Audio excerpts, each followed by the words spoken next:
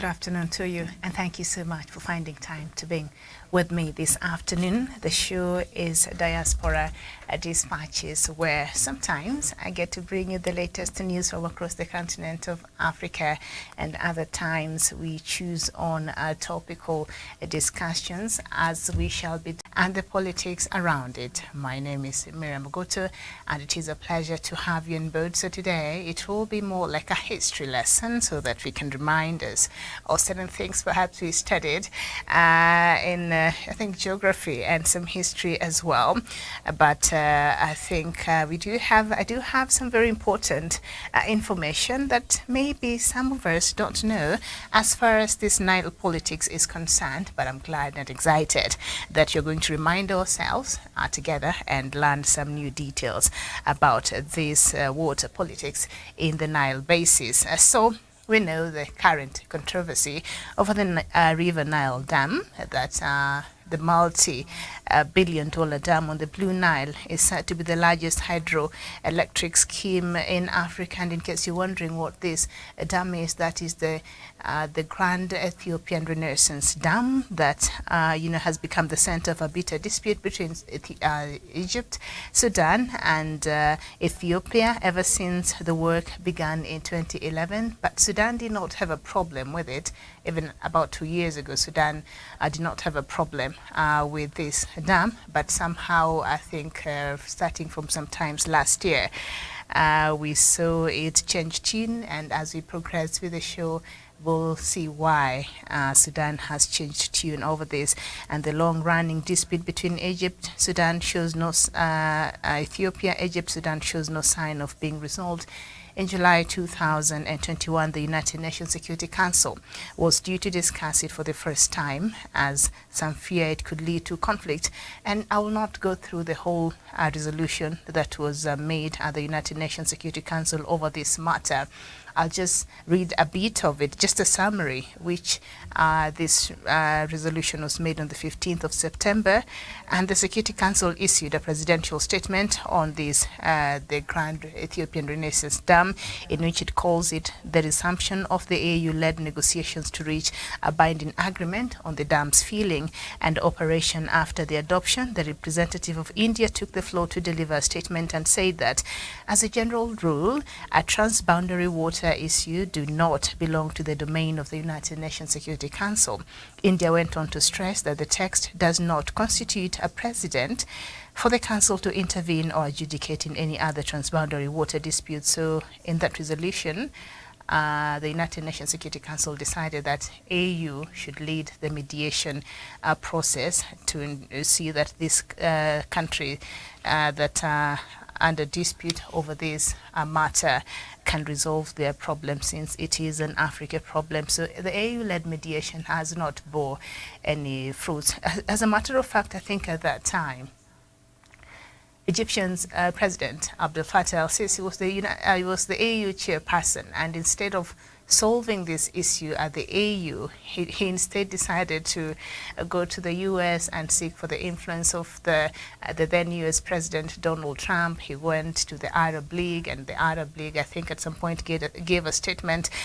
And we shall look at part of that and the issue of external interference and external arbitrator that has further complicated this disagreement of this conflict. Now, Egypt and Sudan have both complained that Ethiopia has acted unilaterally for a second year, that was about last year, and began to fill up the reservoir behind the Grand Ethiopian Renaissance Dam.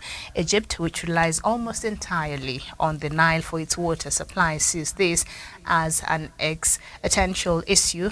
And in 2020, Sudan's water supply was disrupted by the filling of the dam, while Ethiopia sees it as a way to bring electricity to millions of its citizens. So Ethiopia started filling this dam in 2020 for the first time, and during that time, in a statement, Egypt and Sudan accused Ethiopia of acting, unilaterally over the filling of the dam, having bad intentions, and suggesting that the dam was being filled deliberately. So perhaps we'd like to know why Egypt is unhappy over this. Egypt sees this dam as having the potential to threaten its very existence. Its near total reliance on the Nile for water means it makes it very nervous about what could happen upstream, and Egypt wants a guarantee of certain volume of water. So Egypt wants a signed treaty, and according to international law, that's how you make international law, and Egypt wants a signed treaty, but Ethiopia is saying, no, wait, we had a declaration of principle that we signed, 3 countries, in 2015. So why would you insist for us to sign another treaty? Because the declaration of principles that the 3 countries signed should be legally binding.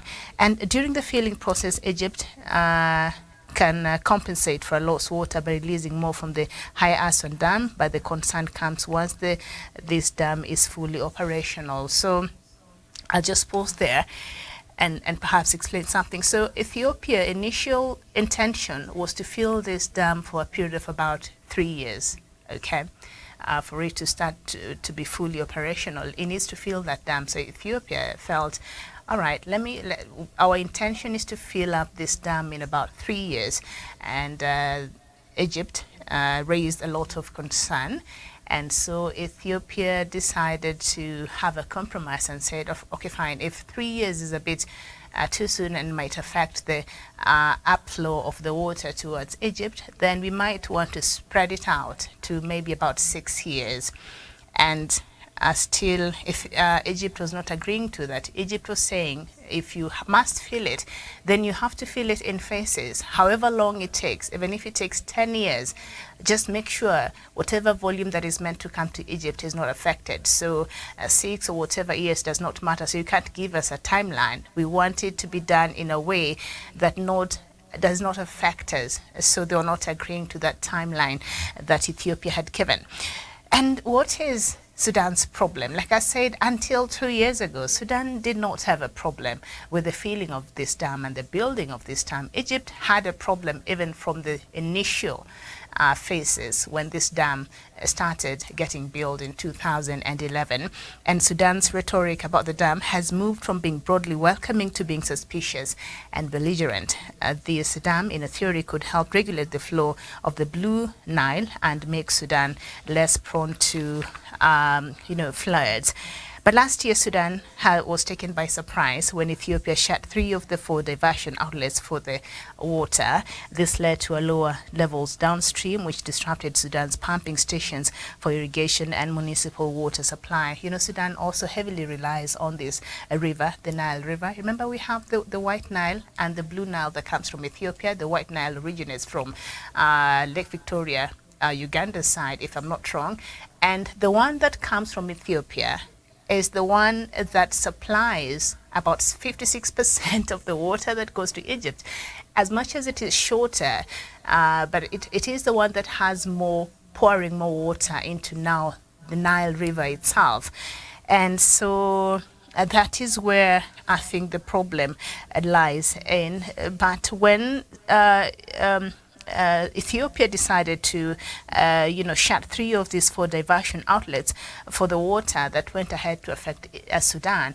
And now Sudan started having a problem. So that is the genesis of the discomfort that Sudan has been having with Ethiopia filling up this dam. But it has not have a problem with Ethiopia having built that dam and the fact that the dam exists. Okay, Sudan has not had a problem with that, but it is when Ethiopia started filling and had to regulate some of the flow from the Blue Nile, that makes Sudan less prone to floods. So, Sudan started feeling the effects, and that is when Sudan started raising this problem. But I also feel there are some level of geopolitical undertones around the change of tune by Sudan, as much as whatever issues Sudan is raising could have some ground, but also I think a lot of it has to do with some geopolitics that have come into play. Now, I know, maybe just a quick reminder of this Nile River. I have explained the main sources of this. The main Nile River comes from the White River that originates from Lake Victoria, Uganda's side, and the Blue River originates from Ethiopia, and as a body of water that crosses numerous international political borders, the Nile River is subject to multiple political interactions. Traditionally, it is seen as the world's longest river, flowing 6,700 kilometers through 10 countries in northeastern Africa. And these countries include Rwanda, Burundi, Democratic Republic of Congo, Tanzania, Kenya, Uganda, Ethiopia, South Sudan, Sudan, and Egypt, with varying climates. Considering the basin area of the Nile, Sudan has the largest size of about 1.9 million kilometers squared, whereas of the 4 major tributaries to the Nile, 3 originate from Ethiopia, like I said, the Blue River, Sobat, and Atbara. The modern history of hydropolitics in the Nile Basin is very complex, as had wide ramifications for both regional and global, developments. Now, Sudan also has its own hydraulic potential and has created 4 dams in the last century. From this very river that has resulted in the development so far of about 8,000 kilometers squared of irrigated land, because as I said, and as I was explaining there earlier, also Sudan heavily depends on Nile River for its water source, but also Egypt. And a fun fact, nearly 95% of the population in Egypt live around the areas closer to the Nile River. It is the source for irrigation. It is literally the source, as Abdel Fattah el-Sisi said, of their existence. So if you mess up, so according to Egyptians, they believe Egypt is Nile and Nile is Egypt. Like there's no any way around about it. So anything that touches on it, you're touching at the core of the existence and the source of their livelihood, and that is the Nile River.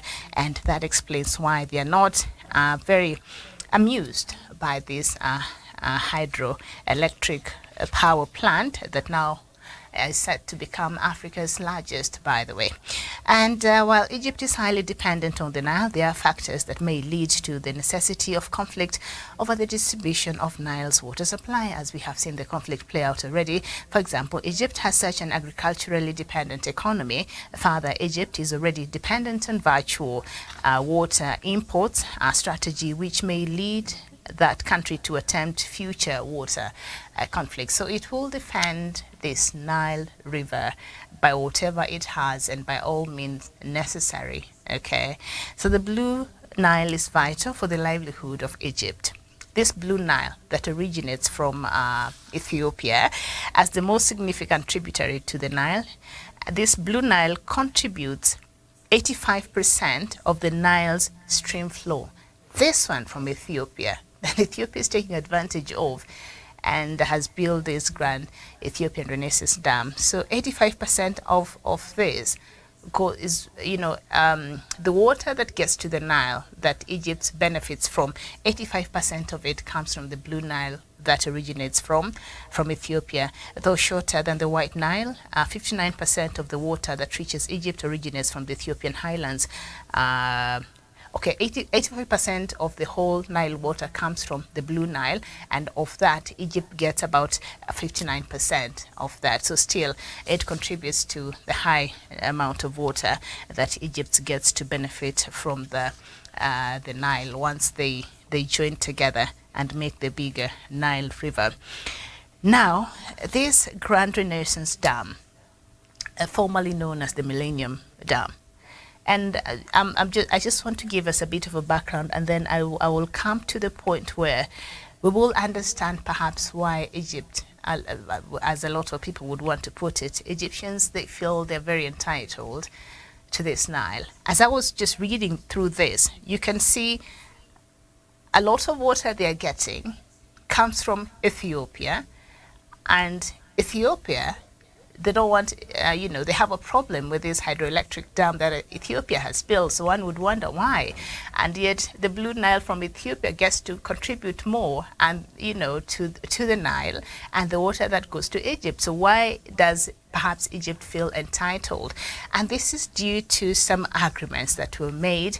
They're quite a number of them, but we shall focus on two in a very short while. But first, let's just understand further this Grand Renaissance Dam that was formerly known as the Millennium Dam and sometimes referred to as the Hidase Dam. This is a gravity dam on the Blue Nile River in Ethiopia, under construction since 2011. I think right now it's nearly completion. It's nearly to completion, if I'm not wrong. The last time we checked, it was over 85% done. I think they're almost done because now they're just filling up the last phases of the filling of the dam before they can fully operationalize it. But parts of it are working on the Blue Nile River in Ethiopia. And the dam is in the Benishangul Gumuz region of Ethiopia, about 45 kilometers east of the border with Sudan. The primary purpose of the dam is electricity production to relieve Ethiopia's acute energy shortage and for electricity export to neighboring countries, with a planned installed capacity of 5.15 gigawatts. The dam will be the largest hydroelectric power plant in Africa, as I've said, when fully completed. It's almost completed now, and as well as among the 20 largest in the world. So this is a mega project that I think costed Ethiopia close to $5 billion US. This is no small feat here. Ethiopia did spend a good amount of money in building this dam. So the first phase of filling the reservoir began in July 2020, and in August 2020, water level increased to 540 meters, and that is 40 meters higher than the bottom of the river, which is about 500 meters above sea level. The second phase of filling was completed in July 2021, and the reason why they fill this dam during July and August, because this is a season where the region experiences high levels of rainfall, so this will be the safe time to fill this dam. That's why the fillings takes place between July and August. And without any binding agreement with Egypt and Sudan, water level increased to around 575 meters. So it appears Ethiopia went against some of the agreements they had, as it filled more water than they initially agreed. It did second filling in 2021. The third filling was completed on the 12th of August 2022 to a level of 600 meters higher than the prior year completed second fill. And it will take between 4 to 7 years to fill with water, as they had agreed. These three countries, they came to an agreement through the Declaration of Principles, as we shall see, that was signed in 2015, where they agreed that Ethiopia should not fill this dam as quickly as it wanted, but it should take as much time as perhaps it's necessary to ensure that it does not take so much of this water. But Egypt has been having a problem with that. Egypt is saying you can't fill it within 6 years, because that is the compromise Ethiopia had. It said you must take as much time, even if it takes however long. In fact, it suggested 10 years, but hey. So on February 2022, on 20th of February, the dam produced electricity for the first time, delivering it to the grid of a rate of 375 megawatts. And a turbine was commissioned in August 2022. So it has started its first phase of operations. So the cost of financing this dam is estimated to cost close to $5 billion US, as I've said, about 7% of the 2016 Ethiopian gross national product. So this is an investment. And the lack of international financing for projects on the Blue Nile River has persistently been attributed to Egypt's campaign to keep control on the Nile River. So with such a project, there's no way Ethiopia would have gotten any finance, any funding from any international institution or from any foreign country, and that is because of the opposition that Egypt has and the issues that Egypt has as far as the use of Nile is concerned. So Ethiopia had to raise funds to support the financing of this project, and Ethiopia was forced to finance this dam with crowdfunding through internal fundraising in the form of selling bonds and persuading employees to contribute a portion of their income. So this is a people-driven project there. But contributions are made in the new official website, confirmed by the verified account of the Office of the Prime Minister. So this is a people-led initiative, if I could just put it like that. And of the total cost, $1 billion US from turbines and electrical equipment were funded by the Exim Bank of China. I wonder why.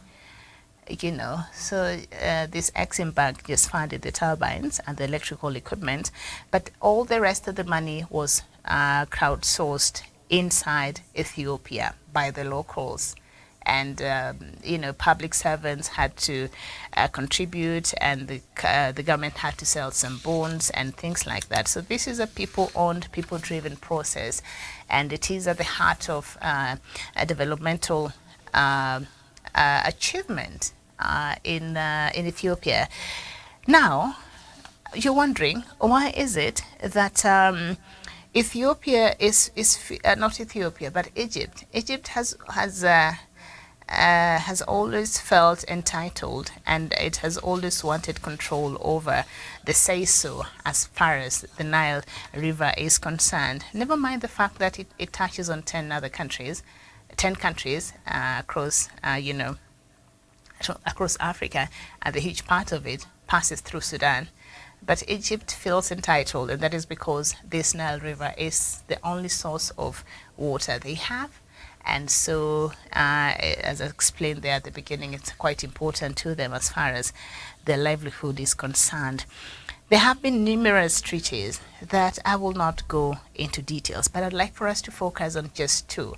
One that was signed in 1925 and one that was signed in 1959 that gave Egypt some of these rights. And if at all, just when we're going through these treaties, if at all, maybe it's about time that he looked at them, because these treaties were signed in the colonial eras. And in the colonial era, everything that was signed at that time was signed in a manner that benefited the colonial masters between the different countries. So there is a possibility that whatever purpose these treaties were meant to serve at that time, right now things are not, there could be a possibility. It is true that right now things have changed, and perhaps the politics are different. Things have shifted. So maybe they need to relook at some of these treaties, and especially this one that touches on the use of the Nile River. So Egypt has historically, as I've said, there's several. They kept, signing and resigning and all that. So I'll not get into the long list of when they were revised and all that, but we'll just focus on these two. And Egypt has historically adopted an aggressive approach to the flow of the Nile River. Cairo considers the Nile a national security matter, and statements continue to include threats of military action against Ethiopia should it interfere with the flow as set out in agreements signed in 1929 and in 1959, which, by the way, another fun fact, Ethiopia was not party to, because these are treaties that were signed by colonial masters. And you and I know, according to our history, Ethiopia was never colonized. But Egypt keeps insisting that Menelik I was part of the signatories to this treaty. Ethiopia was not at the table when the colonial masters were signing themselves and were signing these treaties as how the countries that they were colonizing at that time are going to enjoy and use the Nile River. So Ethiopia keeps saying, hey, we were not part of that. We were not signatories to that treaty. So we cannot be held responsible in adhering or respecting this treaty that gave Egypt an upper hand as far as the use of Nile River is concerned. Okay, so the first agreement was made between Great Britain as the colonial power in Eastern Africa and Egypt. Cairo was favored over other riparian countries as an important agricultural asset. Because, Nile River is a source of, civilization is part of it. The Agrarian Revolution as well in Egypt and other areas. And in addition, the Egyptian-run Suez Canal was vital for British imperial ambition. So you see who led this mediation. A lot of these problems that we deal with in this continent, so many times, that we still grapple with today, emanated from the colonial masters. They left us with a lot of division and a lot of problems in this region. And Egypt still holds to this day this agreement that was made with the colonial powers that gave it an upper hand. And when it gets to a negotiating table, this is what Egypt likes showing up with and saying, no, this is what we were given. So this is what we have to go by. So the British riparian colonies, that is Sudan, Uganda, Kenya, and Tanganyika, now called Tanzania, as well as Ethiopia, had no say. Under the terms, Egypt would receive 48 billion cubic meters water annually, and Sudan 4 billion cubic meters. Okay? Egypt would not need the consent of upstream states, and that's why Egypt feels entitled, and it feels if it was the one who decided to build this Grand Renaissance Dam in the country, in their country, then nobody could question them, because they don't, according to this agreement, they don't need any consent from any country that is along the Nile River, okay, to undertake water projects in its own territories. So this is what some of this treaty says, but could veto projects on any tributaries of the Nile in upstream countries. Now that was in 1929, and another in 1959. Now how in the world does Egypt imagine that such a treaty will still be viable today? How does Egypt imagine that this is supposed to work in this current world? You know, so it gave it the undue advantage. So Egypt can do whatever it wants on its side, within its boundaries, within the Nile River. But any other country that chooses to do otherwise, then Egypt has a right. Forget the fact that the Blue Nile, that contributes a lot of water to the Nile River, is in Ethiopia. All right, so Egypt has a say in what is happening in Ethiopia over a river that starts from Ethiopia. Okay, and of course Egypt relies on this water, so I'm not going to downplay the importance of Nile River to Egypt, but the fact that Egypt has a say-so and a veto, can veto projects with no care, with no consent. Egypt can decide, no, Ethiopia, you cannot build that dam. And I think it has been fighting for over 10 years now since this dam started being built. And I think Ethiopia said, no, this agreement, it can't hold water. It does not hold water because we were not even on the table anyway. So any attributes, any tributaries of the Nile in the upstream countries, Egypt can veto any project, including the 43,130 square kilometer Lake Victoria. Egypt has a right over that. So to this day, Egypt argues that the 1929 Anglo-Egyptian Treaty and its modified version, the 1959 Agreement, are still valid. The 1959 agreement, signed by Egypt and an independent Sudan, increased Egypt's share to 55.5 billion cubic meters and Sudan's to 18.5 billion. So the initial one had given Egypt 48. So the revised agreement in 1959 gave Egypt 55.5. So the initial agreement of 1929, Sudan got was assigned about 4 billion cubic meters, and the revised agreement in 1959, the share was also, Sudan's share was also increased to 18.5 billion. So I guess Sudan was just happy. Now these bilateral agreements totally ignore the needs of other riparian countries, including Ethiopia, which supplies 70 to 80% of the Nile waters. Consequently, none of the other Nile Basin countries have ever approved the agreements. See.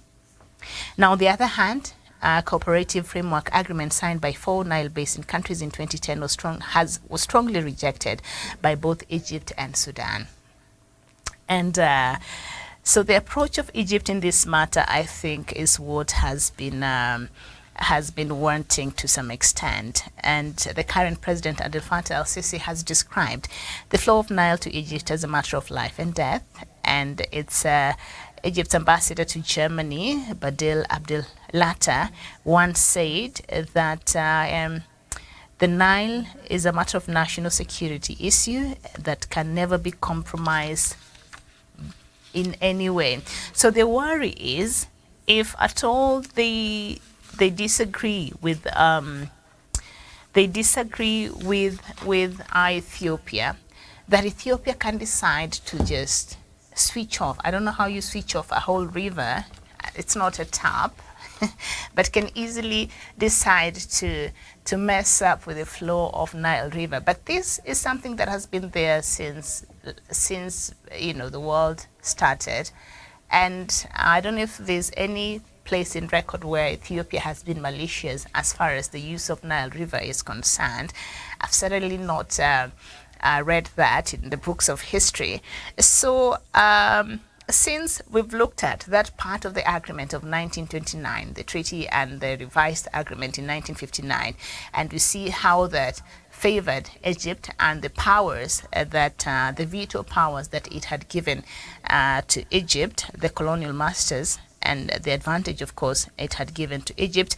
Now, the argument now that these three countries are having, and that has become such a stalemate, is now the filling up of this dam. And that is where the problem is, because now what will Egypt do? The dam is already up, and we've seen the first phase is already has been tested, and they're just waiting to conclude the rest as the time goes by. So there is a declaration of principles that was signed in 2015 by three countries, that is Ethiopia, Sudan, and Sudan, and Egypt. And I got a hold of it. It has about maybe 9 chapters, and I will not get so much into the nitty-gritties. It's not such a long document. So the agreement on declaration of principles between the Arab Republic of Egypt, the Federal Democratic Republic of Ethiopia, and the Republic of Sudan on the Grand Ethiopian Renaissance Dam project. And this was signed on the 23rd of March, 2015 at 11:30 in Khartoum in Sudan. And the first is the principle of cooperation. So they had about 9 principles, not 9 chapters, but 9 principles.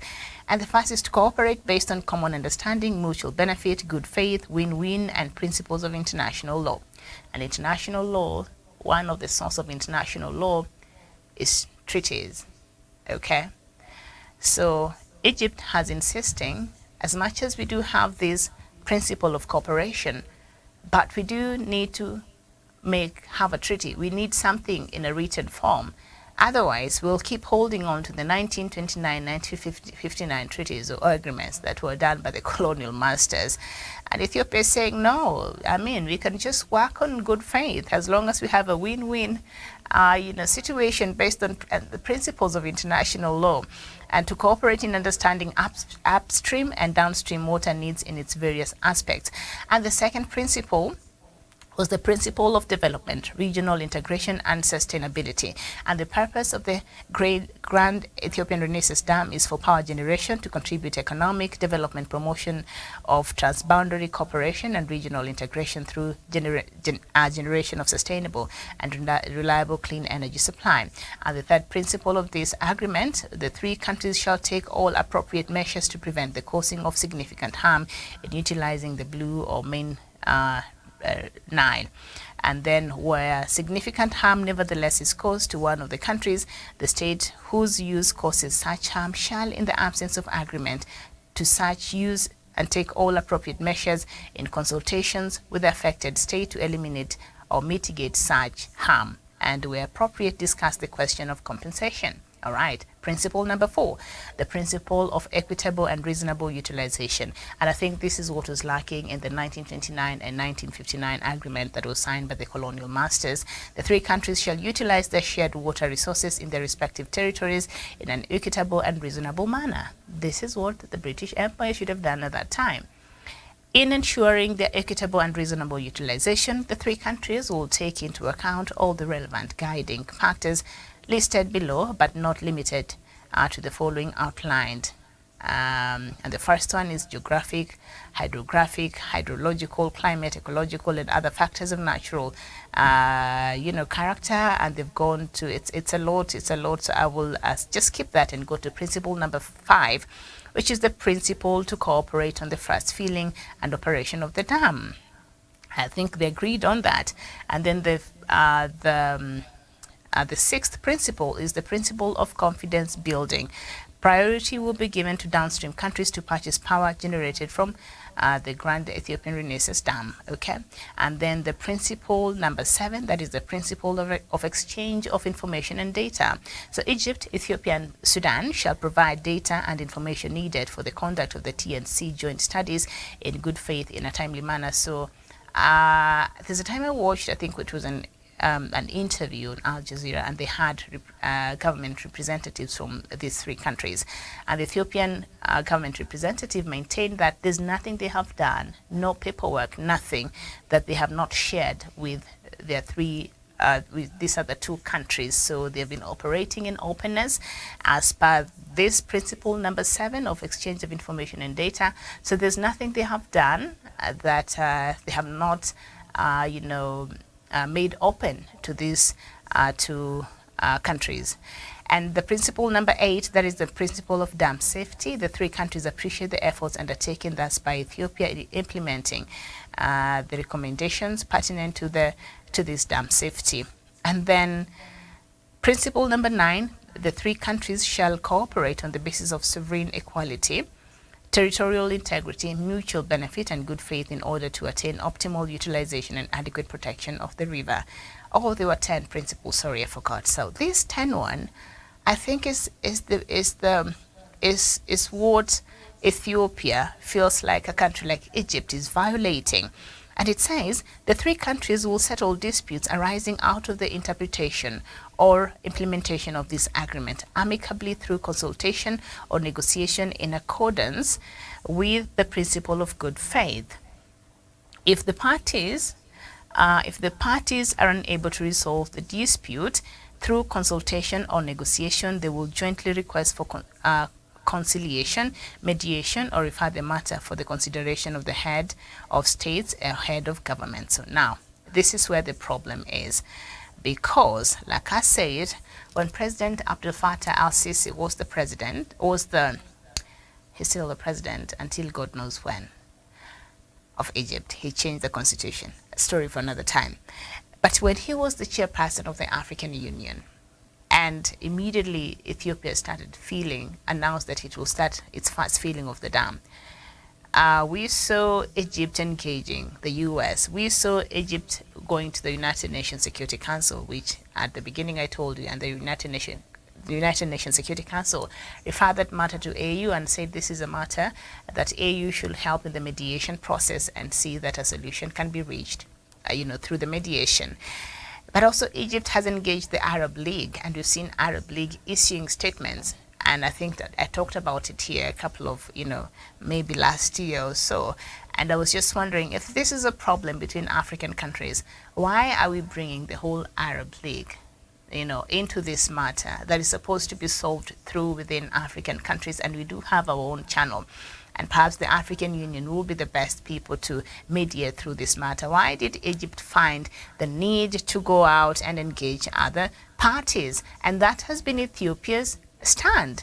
If we agreed that when we have a dispute of any sort, then we have to work within us amicably through consultation or negotiations.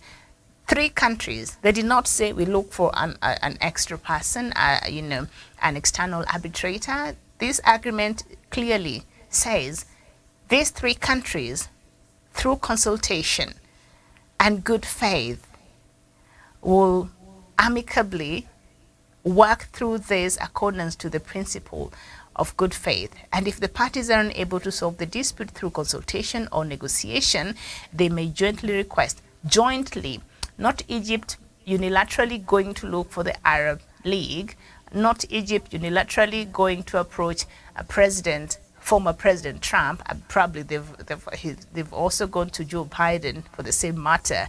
Not Egypt engaging with these other external actors who have perhaps don't have a full understanding on what is really happening as far as this matter is concerned. So Egypt has violated this 10th principle of peaceful settlement of disputes. And We've seen how it has been acting. So Ethiopia is saying, no, we signed that declaration of principles. Let's stick to that. Let's stick to that. And Egypt is saying, no, we need for you to sign a treaty.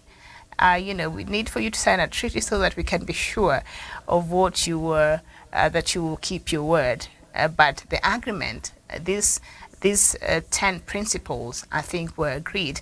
And I think the underlining factor is the principle of good faith.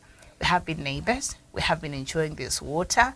We've not had a major problem. Ethiopia so far has not closed down the streaming of water to Egypt.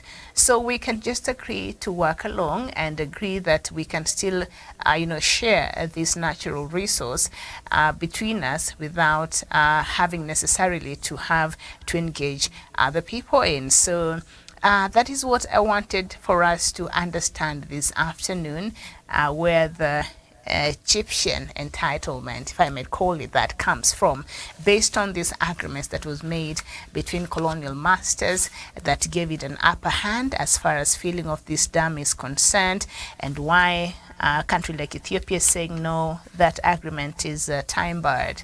Whatever that was happening at that time is not what is happening today. So perhaps we should work on an agreement or a treaty that will be alive to the situation of today and not that of 1929 or that of 1959, because things have changed. And, things have changed, so we cannot be working with that. So we should revise that. And so that is that. So they've not fully agreed. They've not fully agreed on how to go about it. And in the recent conflict in Ethiopia, it was believed that there are possibility that the Grand Ethiopian Renaissance Dam politics might have gotten itself in the middle of the conflict. That is what some observers were saying, but there are not credible reports to suggest that maybe perhaps Egypt was supporting a side there in the conflict in Egypt, in Ethiopia, or things like that. There's no substantive information to confirm such allegations, but there are some people who feel as though that might have,